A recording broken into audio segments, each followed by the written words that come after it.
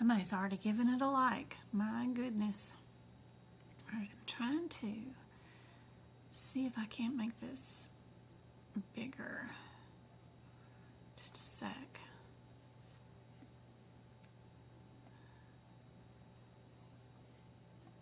But it may elude chat if I make it bigger like this, which is frustrating. But I want it big for you guys, but then I still want you guys to be able to see chat, but that just kind of eats up everything.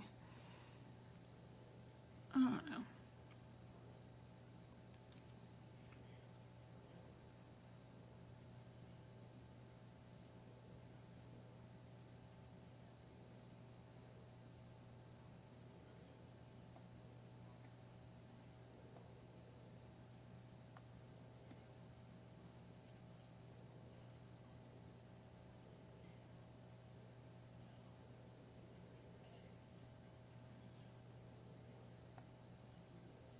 Still want it bigger.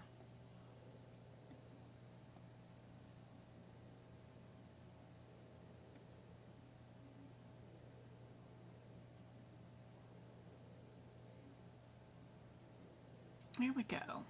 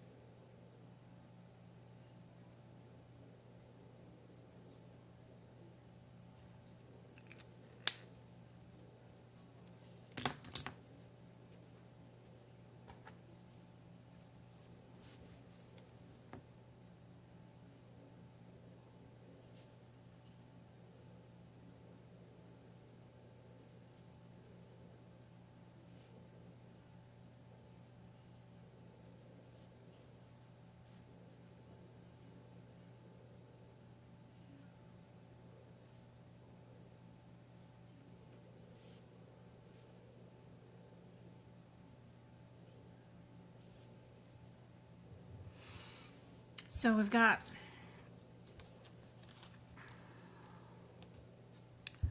our alphabetical index and our tabular list, but our alphabetical index is technically not the only thing we need to worry about. Our book's divided into two parts, right? Indexes and a list.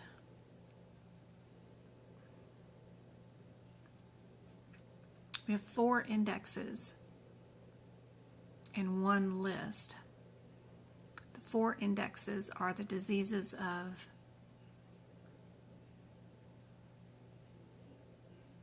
and injuries, right? And then the index of external causes, the the neoplasm table and our diseases, our drug chemicals and stuff.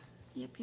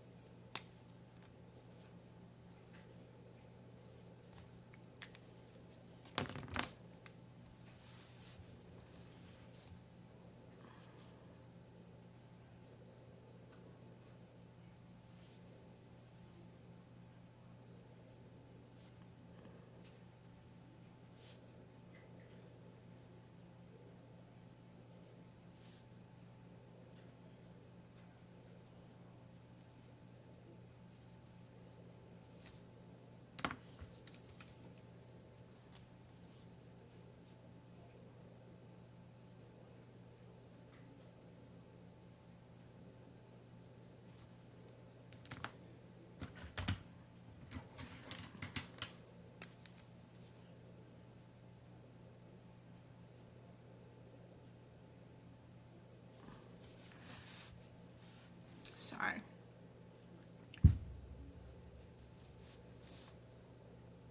So we've got A here, our conventions for the ICD-10 book. You need to know that the ICD-10 book is divided into half, to two parts.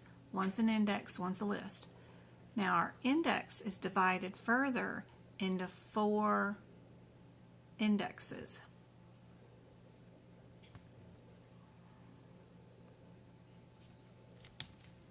Use the purple one.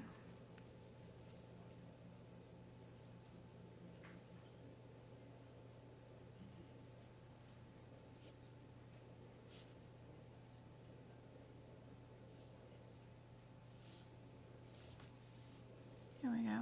Index equals 4 parts.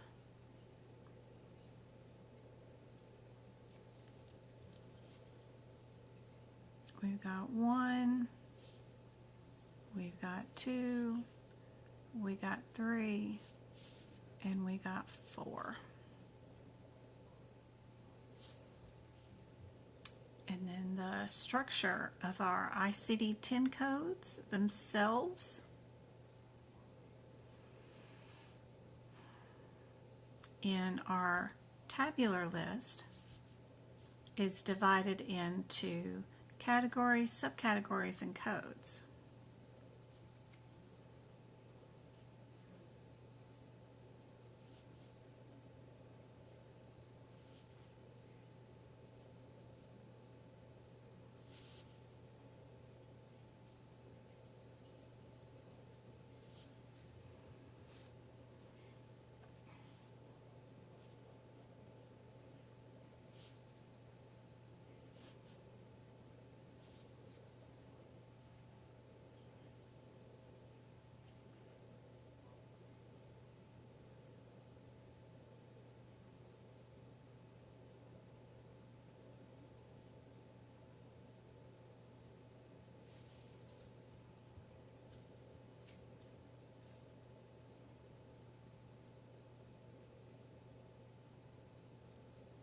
So our tabular list has 3 parts: categories, subcategories, and codes.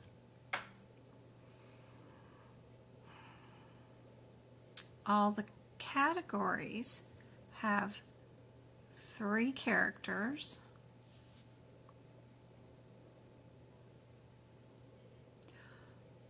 All the subcategories are 4 to 5 characters.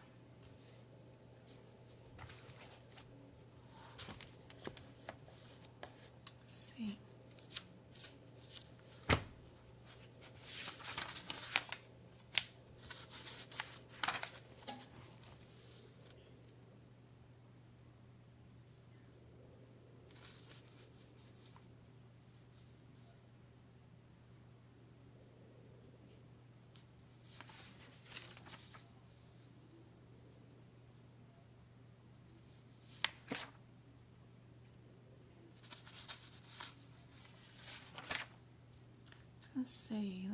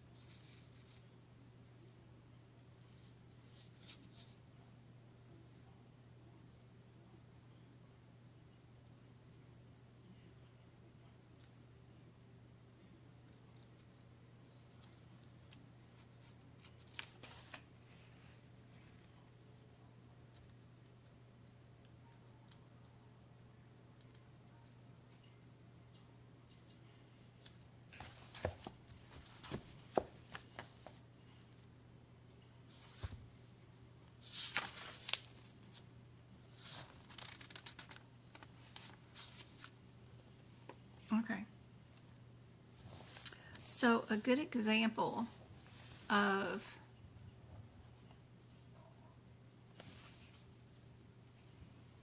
what they're talking about, what a category is, and that there are 3 characters, and a 3-character category that has no further subdivision is equivalent to a code. What that sentence means right there is, in the tabular list, when you find a code that has no additional further 4th, 5th, 6th, or 7th digits, like D34, you can't go any further. That's the only code there is. It's only 3 digits long, and there's no other additions that you can ever add to that. That's your code. You're done with the code if you have that particular diagnosis. So a lot of these codes will have like D33. You can keep going down to a 4th character. You can keep going down maybe even to a 5th or 6th or 7th character, right? But D34 is truly a 100% category.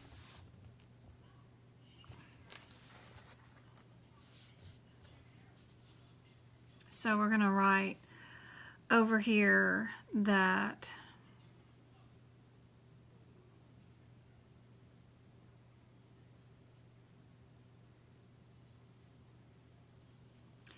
category example equals, what did I say it was? D34.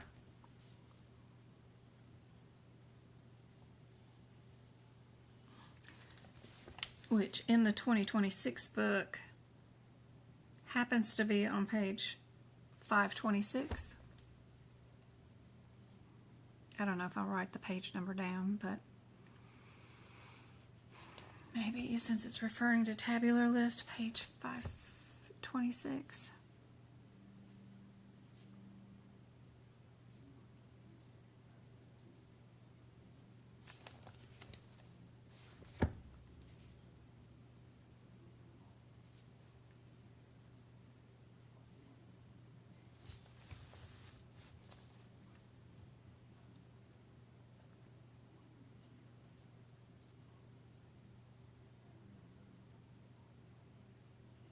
Now, if the code can either be a 4th or a 5th category code, then it's called a subcategory, right?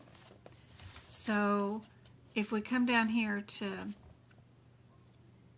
D35, right? The D35.0 is a subcategory of the category of D35. This is a category, this is a subcategory, and all the codes that are right here are called subcategories. So just knowing what they look like and what the heck they're talking about in a sentence and what it would look like in the book is always helpful, I think.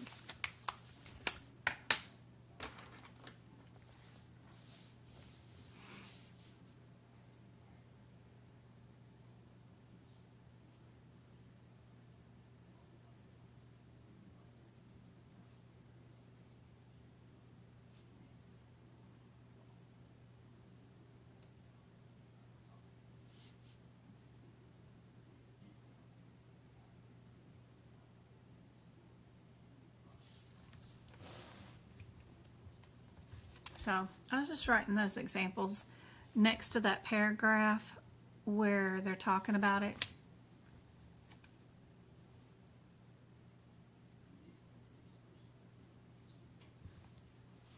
And then the pen that I use for it, right?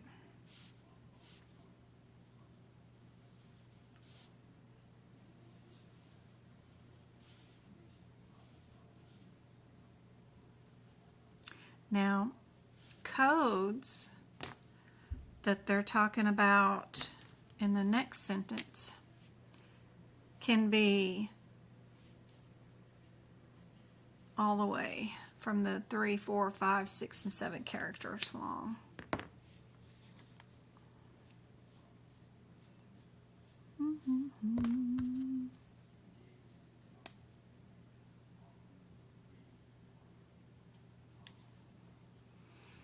The final subdivision of a code, the final level of subdivision is a code. When you can't divide it anymore, that's a code.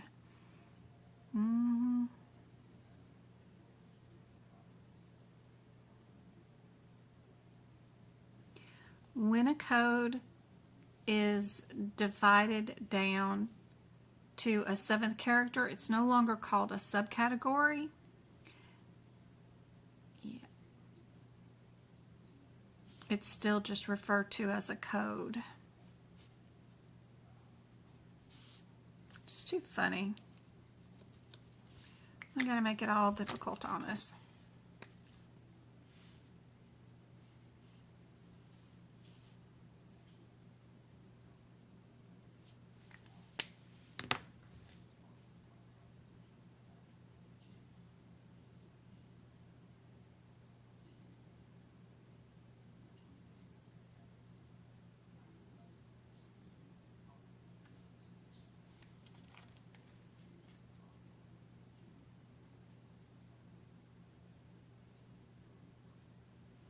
My child, do you have my uniform yet? Dude, we live in the same house.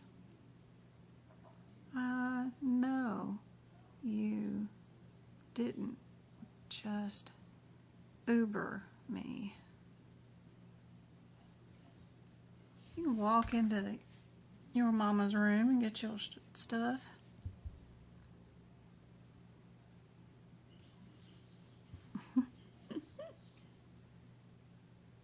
Okay. Next major thing, of course, is always the placeholder. Be sure you know what the placeholder means. It's usually a question could be asked on the exam.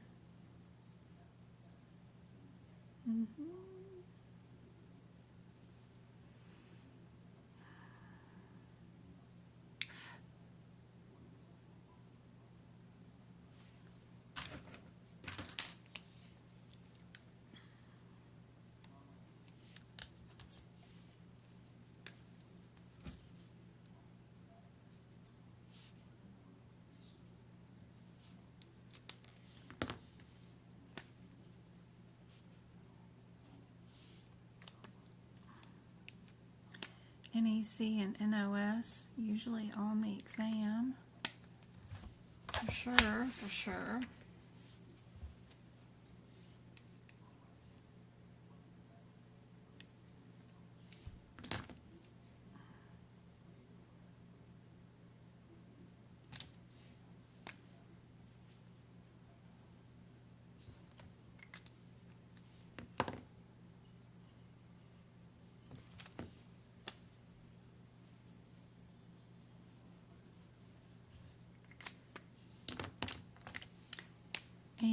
remember, there is notification of both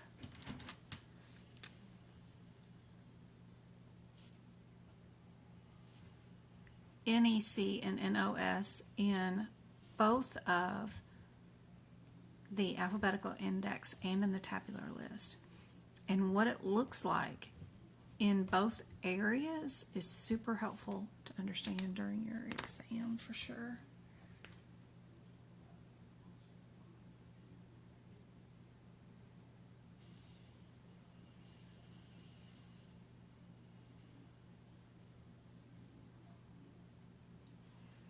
In the alphabetical index, where is an NEC? Let's see. All right, that's a good one.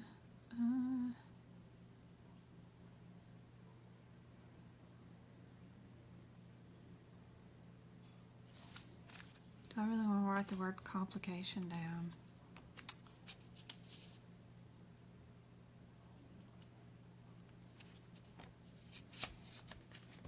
Maybe.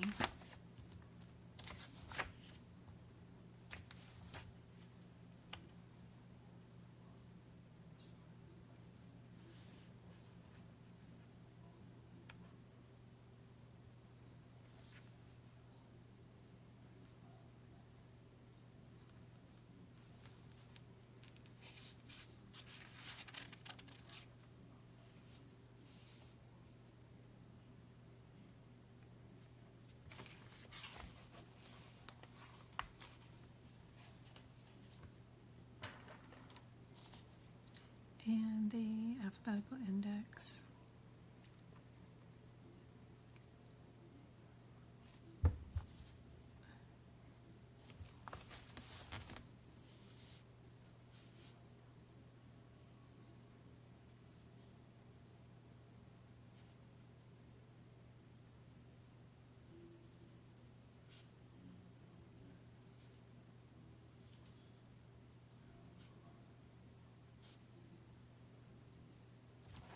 What page is that on?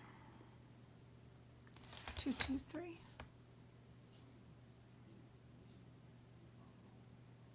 And then, where's purple?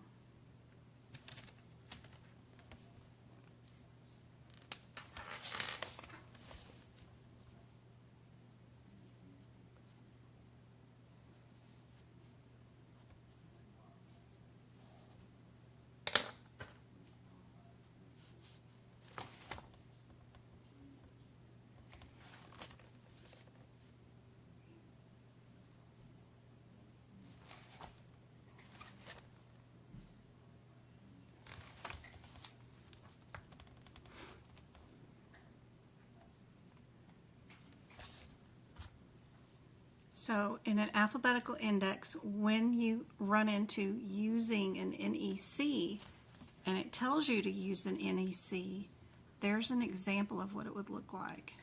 If you had an infection of the hip, of just the skin, the doctor didn't tell you if it was due to a joint thing or if it was left or right, but you had infected hip skin and nowhere else to code it, right? You'd be using your NEC. And then in the back of the book, LO89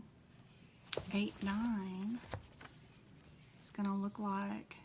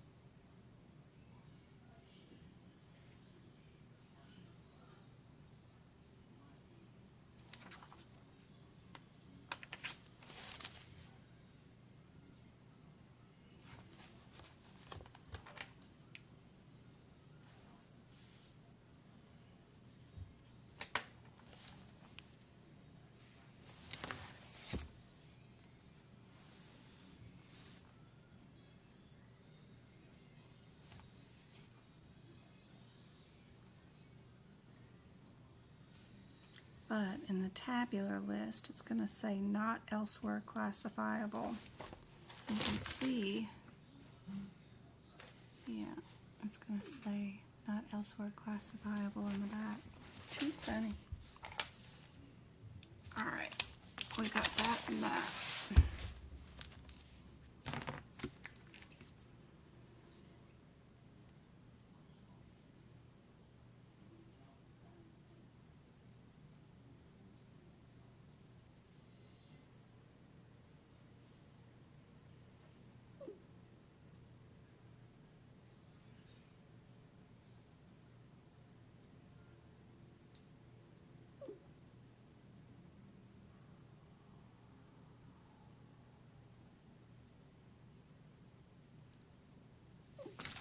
And he needs to eat some tacos.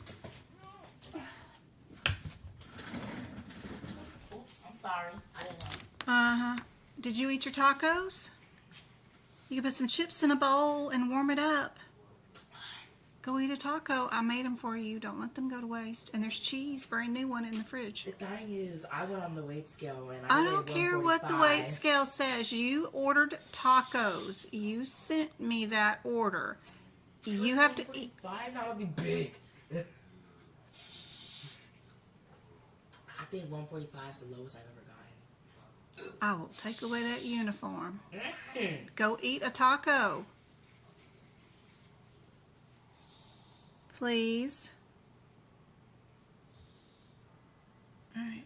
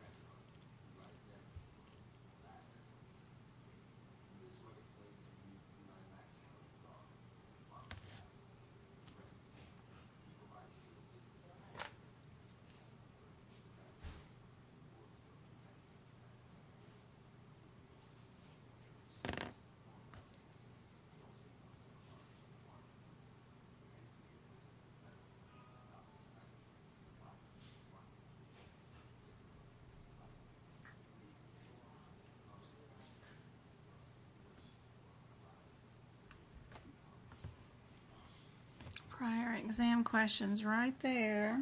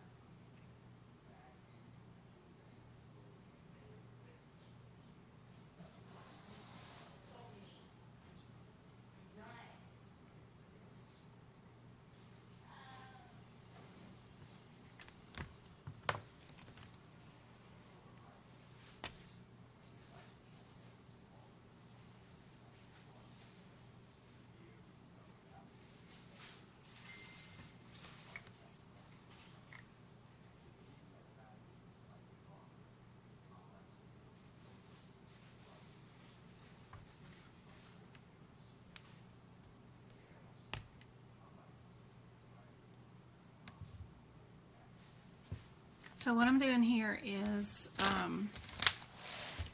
in the next area where the punctuations are at, here in the NEC down to the parentheses area, every time it mentions the alphabetical index, I highlight that still in the green. Anytime it mentions tabular list, I'm highlight that in blue, because NEC, NOS, brackets, and parentheses all look different depending on whether you're in the alphabetical index or in the tabular list. So they're trying to explain what it looks like in the alphabetical index here, what it looks like in the tabular list, but then when they get to punctuation, they mention about what it looks like in the tabular list, and then they also have one sentence about what it looks like in the alphabetical index.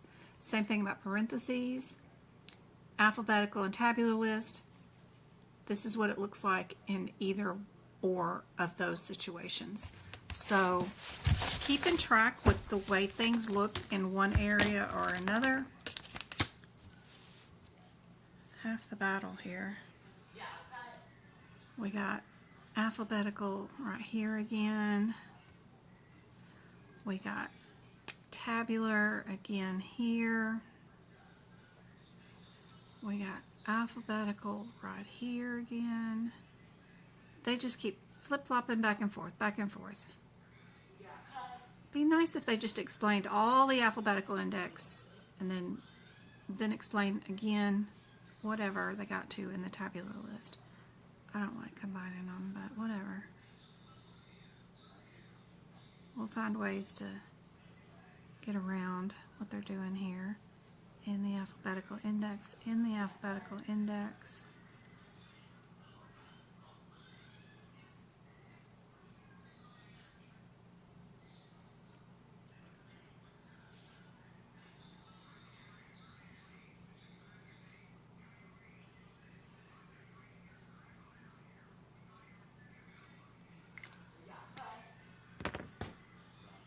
That's pink. It goes to pink. I can tell that. It's got a lot of pink inside of it.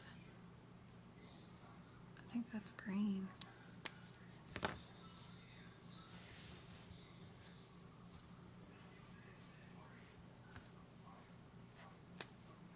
Can't hardly tell, but that's a semicolon right there. That's a comma. And when they use commas in the alphabetical index, it has a different meaning based on the context of the index entry. So it could have a different alternate meaning depending on where it's at, if it's in a non-essential or an essential modifier.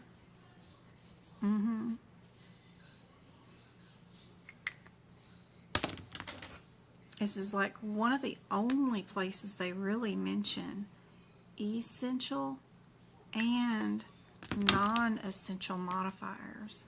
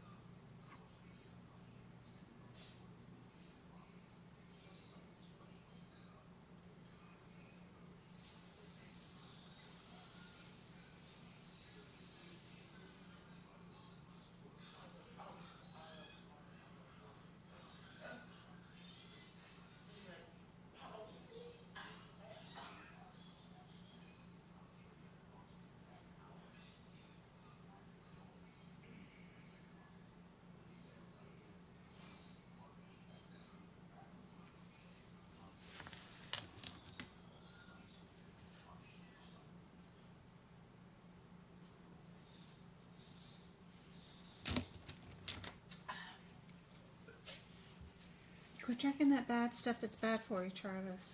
What bad stuff? It's the pear juice. Uh-huh. You still working? Yeah. Yeah, we just going to go get you a shirt for the button-down shirt. Right, a white button? Yeah, I guess, or whatever you're going to wear under it. I wish you'd let me borrow. Mama can't buy it? I guess not. I don't know. She's claiming she doesn't know how men's sizing works. She's married to a dude. She got married in a dude. Bought him a button-down shirt. You know men's sizing. That's silly. Got the earrings right there. For the dance, yes. Oh, alright. And then after that, you can have them for whatever. Just want at least want to see them on you once for the dance pictures, okay?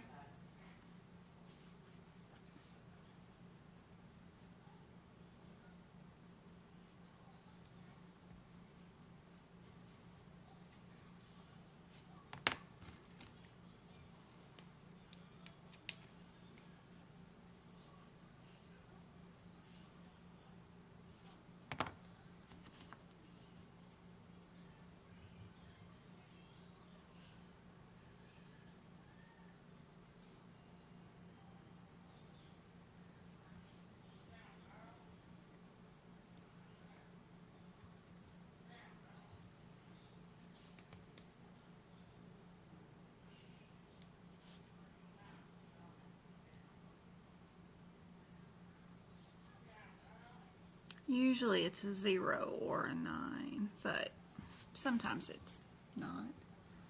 Kind of like chest wall pain or something like that. Other.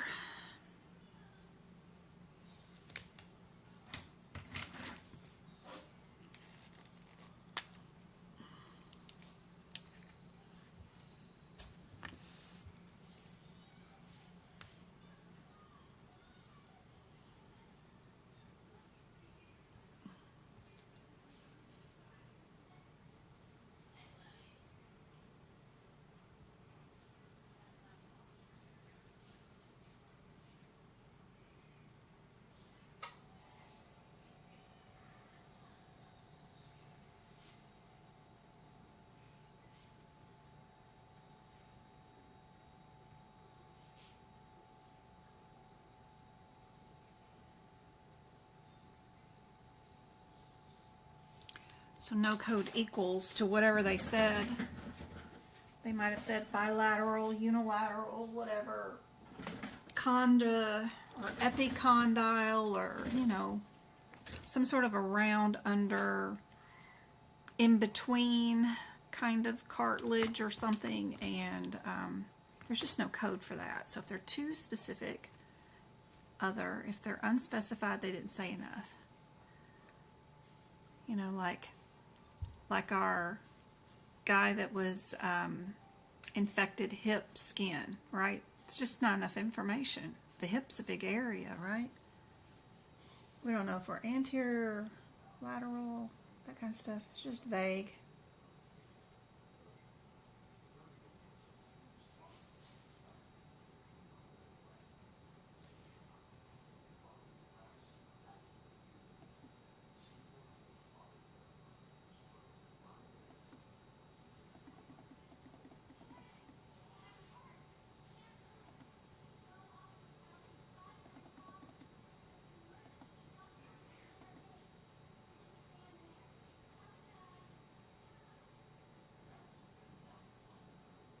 All right.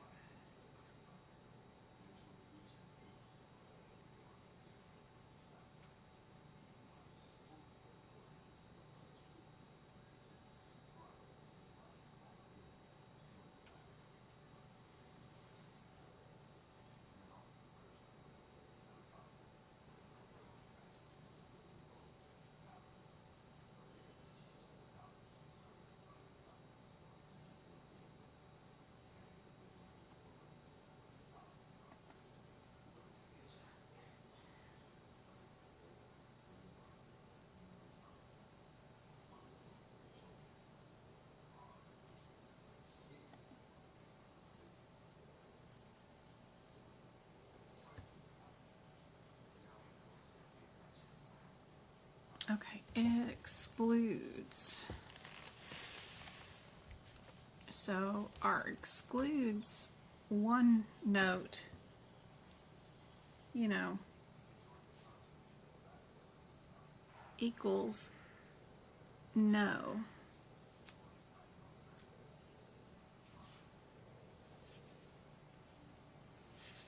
One or the other, but not both, right? And our excludes two is a yeah, sure, if you must. If both exist on the same visit on the same day. But exclude one is a no. It is a 1 or the other situation.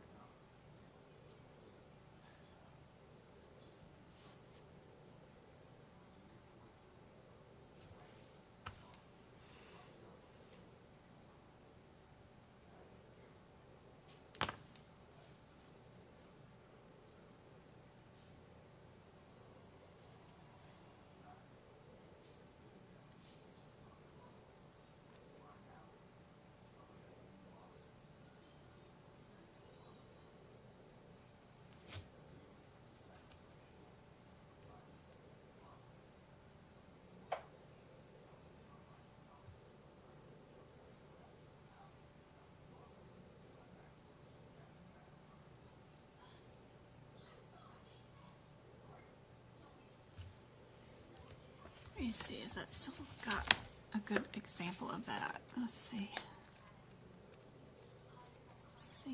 Let's see.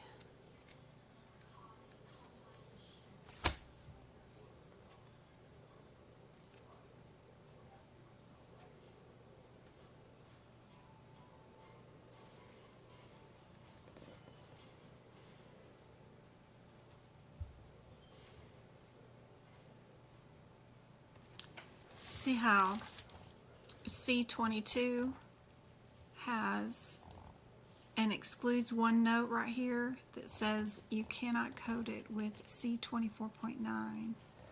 So that's a no, never. Don't be doing that. You can't do it. Okay, and then we'll have probably some excludes twos somewhere. Yeah, like this one on C43. It's got an excludes two that says don't be doing it with C60, but it can actually be used if it is on both days on the same patient. You know, if your patient has malignant neoplasm, melanoma, of the skin, but also has it on this particular body part that's attached to that organ or code, then you can if you have to. But you definitely cannot use it on Insight U. But you can if you have to. That one. So anyway. C, that's still a good one. What is that?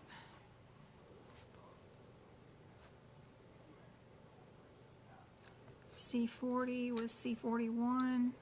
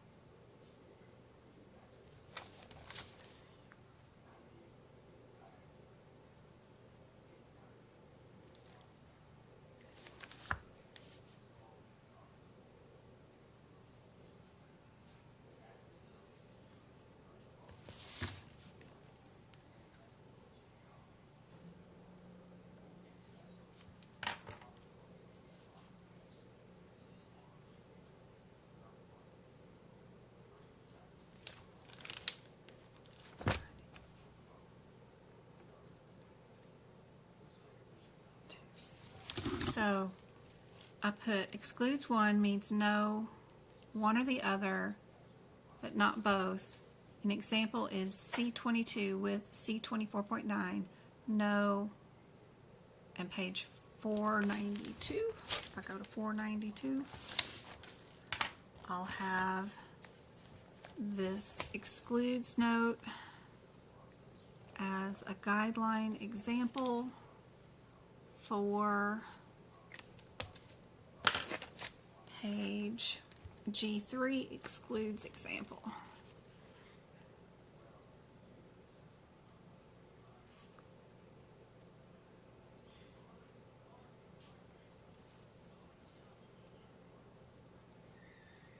have it highlighted there. Show what it looks like.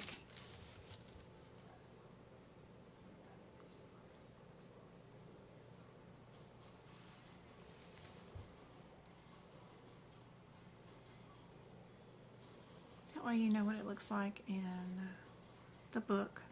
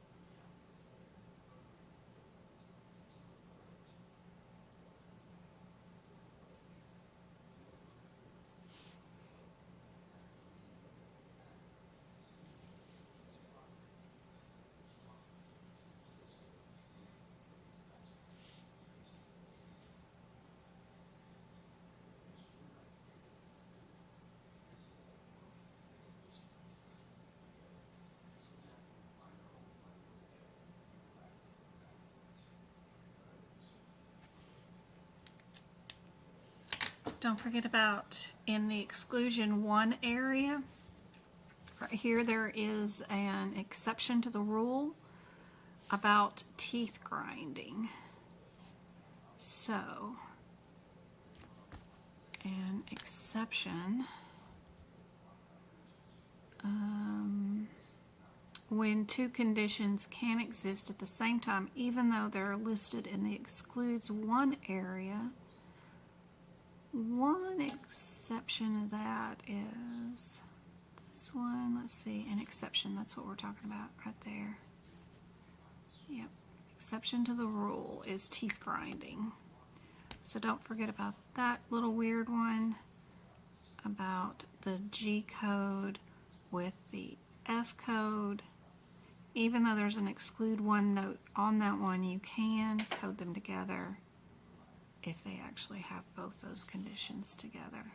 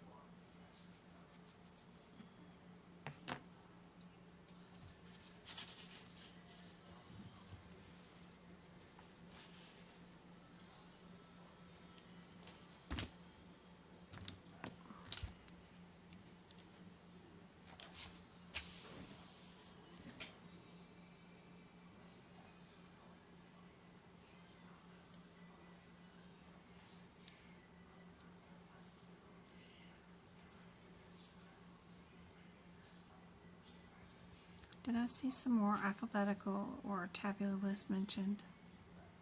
Or is that my imagination? There's something.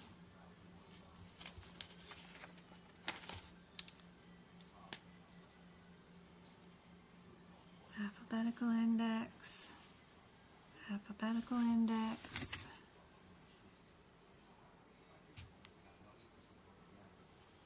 Alphabetical.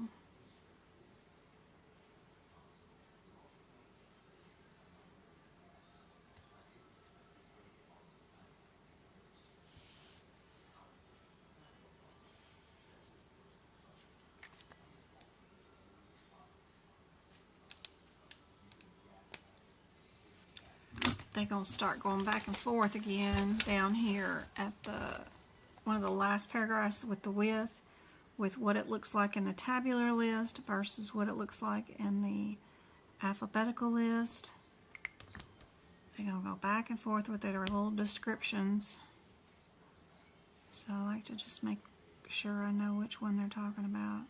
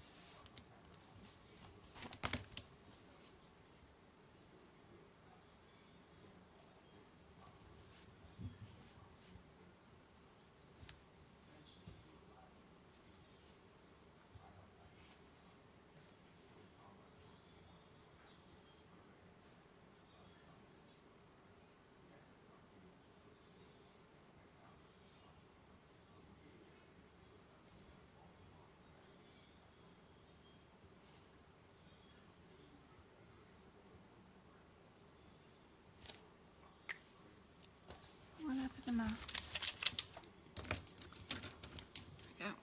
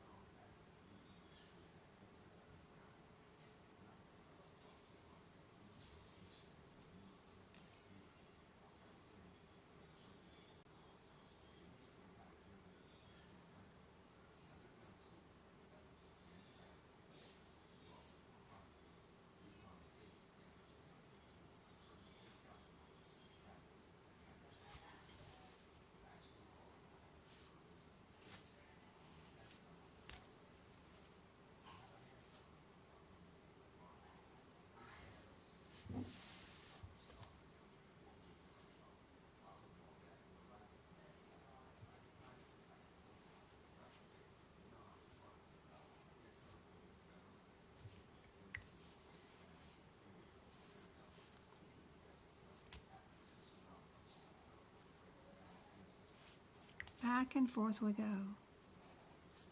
Alphabetical, tabular, alphabetical, tabular. Make up your mind. Which one are we going to discuss?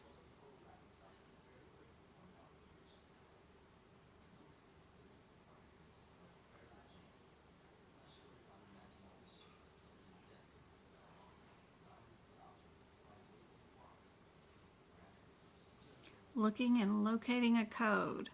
Back and forth, back and forth, back and forth, back and forth. Oof. It's also telling you what that dash means, right? That'll be a really key, important one.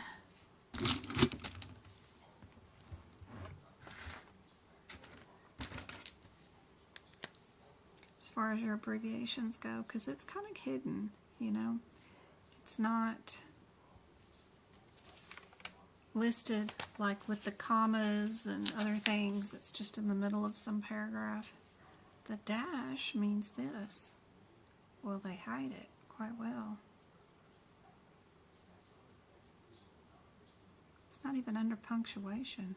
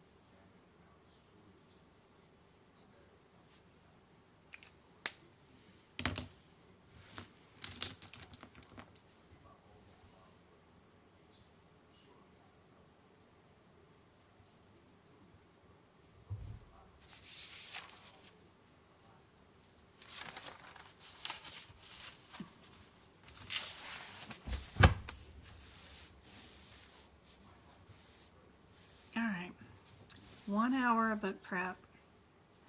I hope this was helpful, showing you what it looks like, where some of the examples are in your tabular or alphabetical index, for sure. Showing you what it looks like, highlighting some examples. Super fun. Yep. All right, guys. I'll do some more tomorrow. Hope this is helpful. I'll see you guys later.